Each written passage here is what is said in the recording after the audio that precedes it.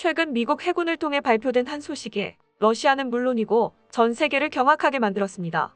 한국이 대규모 군사 훈련의 모습을 드러낸다는 소식이었습니다.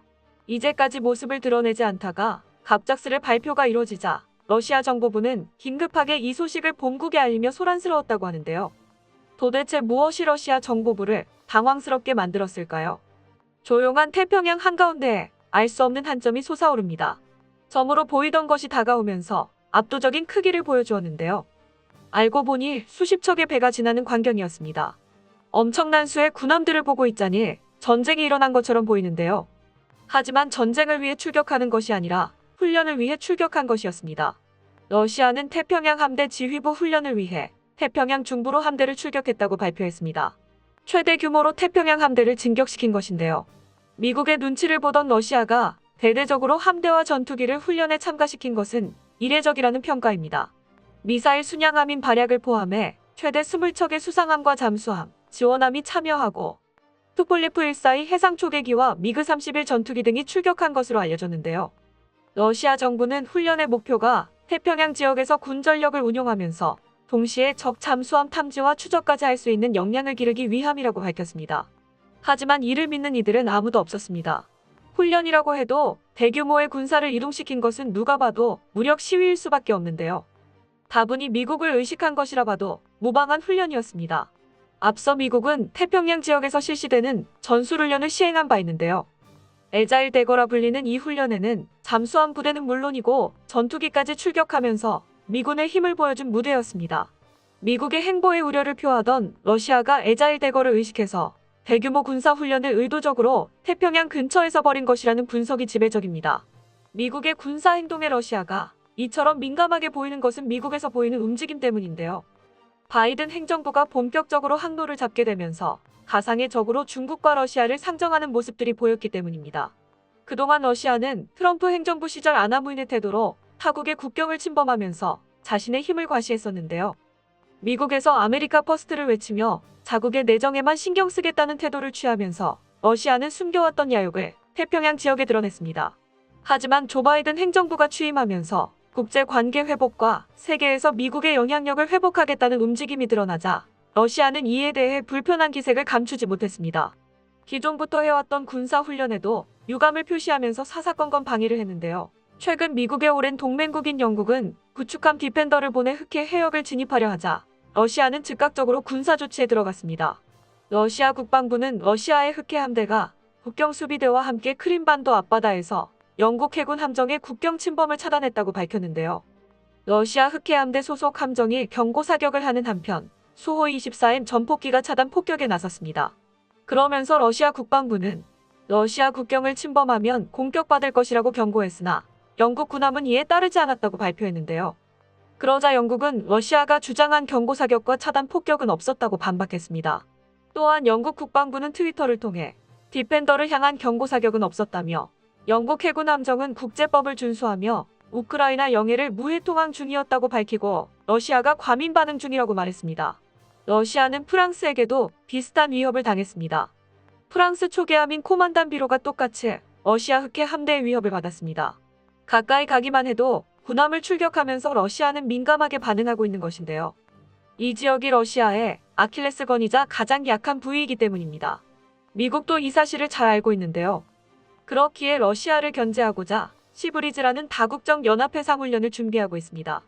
시브리즈는 우크라이나 해군과 미군이 함께 주관하는 다국적 해상훈련으로 32개국에서 보낸 병력 5천여 명과 함정 32척, 항공기 40대가 참가하는 대규모 군사훈련입니다. 상륙작전은 물론이고 육상기동전, 수중침투작전, 대잠전 등 다양한 군사훈련을 강도 높게 수행하는 작전이기에 러시아 입장에서 심히 불쾌한 작전인데요. 영토 문제로 대립각을 날카롭게 세우는 우크라이나 영해 근방에서 벌어지는 군사행동이기에 러시아도 즉각 성명을 냈습니다. 6월 말에 본격적으로 열리는 시브리즈 훈련에 대응할 것이라고 밝히며 이번 훈련이 우크라이나 흑해 지역을 훨씬 넘어서는 일로 주권 국가에게 위협이 되는 일이라고 성토했습니다. 더 충격적인 일은 한국이 이번 훈련에 참가하는 것으로 알려진 것인데요. 우크라이나까지 한국 군함이 참가한다는 소식이 퍼지자 러시아에서는 충격에 휩싸였다고 합니다. 이 소식이 알려진 것은 미군의 공식 발표 때문인데요. 미국에서 시브리즈 참가국을 소개할 때 한국이 명단에 포함되어 있었기 때문입니다. 사실 한국은 이전까지 시브리즈 훈련에 참가했던 적이 없었는데요. 그런데 갑자기 이번 2021년 훈련에 참가하게 된 것으로 기정사실화된 것입니다. 미 해군 육함대 사령부의 공식 자료에도 포함되어 있어 많은 이들이 한국은 무조건 참가한다는 인식이었습니다. 하지만 한국은 즉각 이를 부인했는데요. 훈련에 초청받았던 것은 맞으나 해당 연합훈련에 참가할 계획이 없다고 부인했습니다. 이전까지 옵저버 자격으로도 시브리즈 훈련에는 들어간 적이 없었기 때문에 한국 정부 입장에서도 당황스러운 일이었습니다. 하지만 진짜 당황했던 것은 러시아였는데요. 한국이 참가한다는 소식은 러시아 입장에서도 무시하기 어려운 소식이기 때문입니다.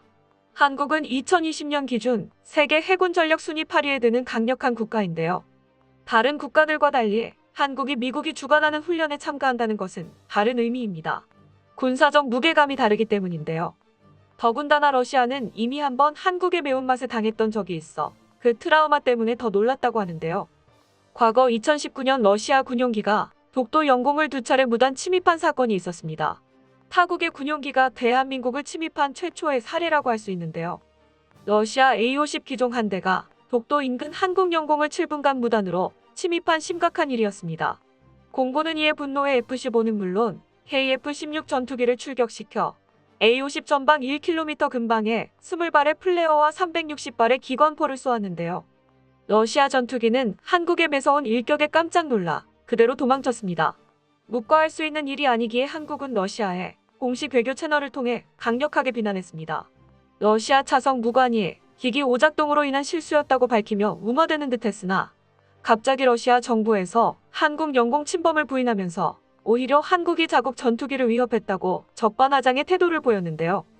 차성 무관의 발표를 개인의 주장이라고 일축하며 이제까지 했던 행동에 대해 모르쇠로 일관했습니다.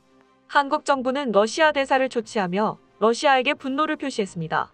러시아도 일관되게 자신들은 침범한 사실이 없다고 주장하면서 끝까지 부인했습니다. 그 이후로 러시아는 별다른 행동을 보이지 않았는데요.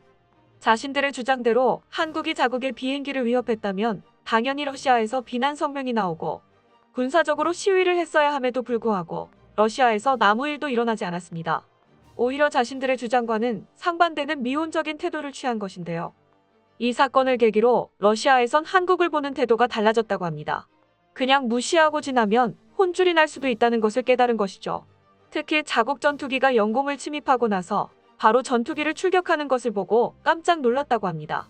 그만큼 한국의 항공 전력이 무시할 수 있는 수준이 아니라는 것을 깨달은 것인데요. 해상 전력도 한국 해군은 만만치 않습니다. 잠수함 발사 탄도미사일을 장착한 신형 잠수함 사업을 추진하면서 해군 전력을 강화하고 있는데요. 한국은 2020년부터 장보고 배치3 9척을 전력화할 계획입니다. SLBM을 발사할 수 있는 6개의 수직 발사관이 장착되어 있는 기종인데요. 최근 사거리 제한까지 풀린 한국이기에 러시아 본토까지도 공격이 가능한 스펙입니다. KDDX도 러시아가 무시할 수 없는 전력인데요. 통합 마스트를 갖추고 127mm의 함포와 64셀의 KVLS2를 탑재해 세종대왕급 이지스함보다 더 강력한 무장을 갖추고 있습니다. 미국 차세대 이지스 레이더인 AMDR과 비견할 만한 고성능 레이더가 KDDX에 갖춰질 예정이라 그 성능은 당초 예상 성능을 뛰어넘을 것으로 전망됩니다. 함대공 무기인 LSAM의 해상형과 해군도 우리 해군의 강력한 무기인데요.